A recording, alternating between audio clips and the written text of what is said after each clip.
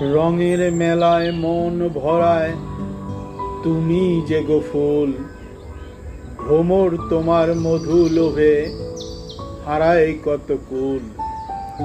সূর্য আলোর চোখ খোলো, শিশির মাখা গায়, স্নিগ্ধ সুবাস ছড়িয়ে দাও শীতল হাওয়ার পায়।